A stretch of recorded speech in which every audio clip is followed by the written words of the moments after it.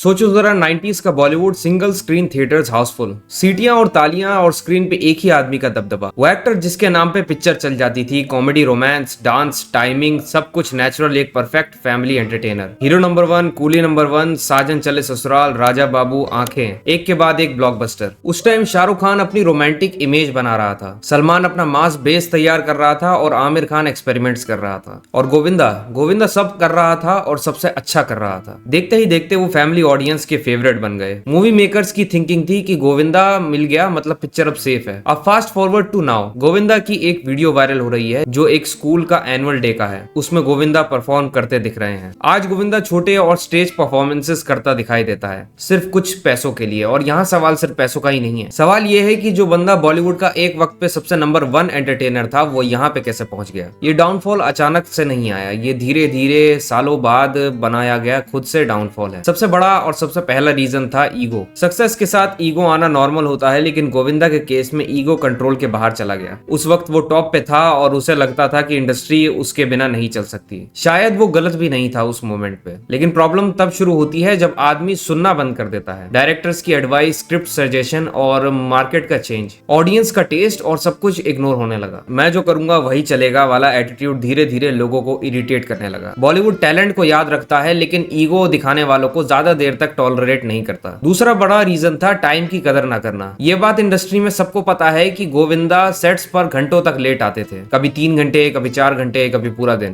Producers का पैसा जलता रहा, को एक्टर्स वेट करते रहे और डायरेक्टर्स भी फ्रस्ट्रेट होते रहे। बॉलीवुड कोई मुफ्त का लंगर नहीं है कि जब मन करे आओ और अपने हिस्से का खाना लेकर चले जाओ। यहाँ हर मिनट का पैसा लगता है। जब रिपीटेडली लेट आते हो बिना रीजन, बिना गिल्ट के, तो लोगों की नजर में आप एक बोझ बन जाते हो। टैलेंट कितना भी बड़ा हो, डिसिप्लिन के बिना इंडस्ट्री आगे बढ़ जाती है, आपका वेट नहीं करती। गोविंदा के मूड स्विंग्स फेमस थे। कभी स्क्रिप्ट पसंद नहीं, कभी कॉस्ट्यूम से प्रॉब्लम, कभी डायलॉग्स पे इशू, कभी बिना बताए शूट कैंसिल। प्रोड्यूसर के लिए हेडेक बन गया। इंडस्ट्री प्रैक्टिकल होती है। जब सलमान खान, शाहरुख खान और आमिर खान जैसे एक्टर्स डिसिप्लिन के साथ काम कर रहे थे, तब गोविंदा का ये बिहेवियर उसके खिलाफ जाने लगा। लोग बोलने लगे कि गोविंदा के साथ काम करने से अच्छा किसी और को ले लो। सबसे डेंजरस चीज ये थी कि गोविंदा समय के साथ चेंज नहीं हुए। 90s का humour, slapstick comedy, over the top expression उस वक्त चल रहे थे, लेकिन 2000s के बाद ऑडियंस इवॉल्व हो गई। मल्टीप्लेक्स कल्चर आया, स्क्रिप्ट स्ट्रांग हुई, रियलिज्म आया। गोविंदा वही पुराना फॉर्मूला रिपीट करते रहे। उन्होंने खुद को री इन्वेंट नहीं किया। ऑडियंस बदल रही थी, लेकिन गोविंदा वहीं खड़ा था। बॉलीवुड किसी के लिए रुकता नहीं है, क्योंकि यहाँ हर साल लाखों लोग एक हीरो बनने के लिए आते हैं। जो समय के साथ चेंज नहीं होता वो पीछे छूट जाता है। अमिताभ बच्चन भी एक टाइम पे फिनिश माने जा चुके थे। 90s में उनकी फिल्में फ्लॉप हो रही थी, करियर ऑलमोस्ट खत्म लग रहा था, लेकिन अमिताभ ने ईगो साइड रखा और टेलीविजन की तरफ गए। कौन बनेगा करोड़पति एक्सेप्ट किया, कैरेक्टर रोल्स किए, सपोर्टिंग रोल्स किए, अपनी इमेज को तोड़ के नया बनाया। आज वो रिलेवेंट है, रिस्पेक्टेड हैं और सदी के महानायक कहलाते हैं, क्योंकि उन्होंने वो सब किया जो गोविंदा ने नहीं किया। एक्सेप्ट किया, अडेप्ट किया और टाइम के साथ इवॉल्व किया। गोविंदा को हीरो सिंड्रोम था। उसका माइंडसेट ये था कि मैं सिर्फ हीरो ही बनूंगा, हीरो से नीचे कुछ नहीं। Character roles, as appropriate roles, supporting roles, negative shades, ये सब उन्होंने रिजेक्ट कर दिया। उनको लगता था कि हीरो का इमेज टूट जाएगा, लेकिन सच ये है कि जब हीरो ही ऑडियंस की इमेज से उतर जाता है, तब इमेज वैसे भी टूट जाती है। अमिताभ ने हीरो से कैरेक्टर एक्टर बनने का डिसीजन लिया। गोविंदा उस डिसीजन से भागते रहे, कभी रिस्क ही नहीं लिया। इस बीच इंडस्ट्री आगे निकल गई, नए एक्टर्स आए, नए डायरेक्टर्स आए, नए जॉनरास आए। गोविंदा के पास ऑफर्स खत्म होते गए। जो ऑफर्स आए उनमें ईगो बीच में आ गया कि मुझे ऐसे रोल्स में कैसे कास्ट कर रहे हो, और फिर धीरे धीरे गोविंदा साइड होते गए। आज जब हम गोविंदा को देखते हैं तो दुख होता है। टैलेंट आज भी है, टाइमिंग आज भी है, स्क्रीन प्रेजेंस आज भी है, लेकिन वक्त निकल चुका है। बॉलीवुड उनको भूल गया और ऑडियंस भी आगे बढ़ गई।